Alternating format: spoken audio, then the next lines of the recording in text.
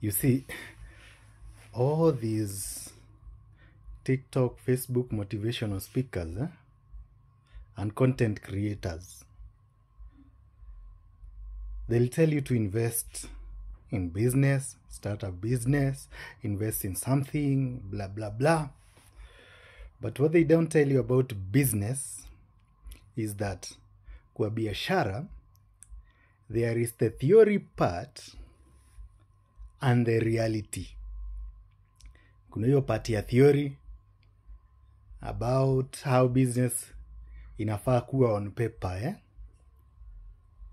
mpaka venye unafanyaga mpaka profits and everything, and there is the reality that hits you ukiingia kwa biashara. Sawa sawa? There is the reality that hits you ukiingia kwa biashara. Kaa chini, take some snacks, usikize hii story. It's like 5 years ago, So I had the privilege ya kuwa na mtu anaanzisha biashara. So, the business is new, it's a general shop, nini, unga, all those things zenye unanunua kwa duka ya kawaida, So tukianzia, hamjui nini mnafaa kuweka, so mnasema mwanzie pole pole, So, I think it was in 2019, 2020 there, ndio energy drinks, the cheap ones, I think ndo zilikuwa zinaingia kwa market. If I'm not wrong, ndio zilikuwa zinaingia kwa market ama ndio zilikuwa zinaingia kwa market in my area. Tell me why. Customers wanakuja wanatuambia, tunataka these energy drinks, sijui nini.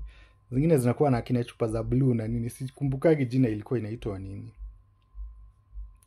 All those. So, wanaitisha.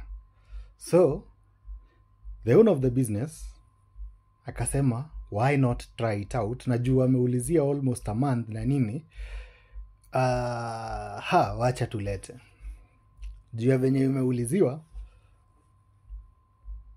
my boss akaenda akachukua a whole pickup ya those energy drinks. A whole pickup ya those energy drinks. My friend, nikikuambia, I think hatukuuza hizo drinks even 40 pieces. A whole pickup. Hatukuuza hata 40 pieces za hizo drinks, za hizo energy drinks. Bro, ilibidi tumezikunywa kaa zote. Mnazipeana watu hataki, so what do? Mnazikunywa. Nakumbuka, there was this drink, ilikuwa na taste ya malt, Ulikuwa unahara, unasikia mpaka shonde ikinuka malt.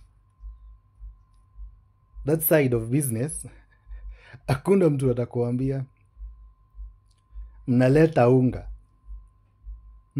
Kuleta unga. Kumbe kuna brand ingine wanakulaga, sio hiyo yenye mmeleta. My friend, unakula ugali. Mpaka ukisikia harufu ya ugali unaanza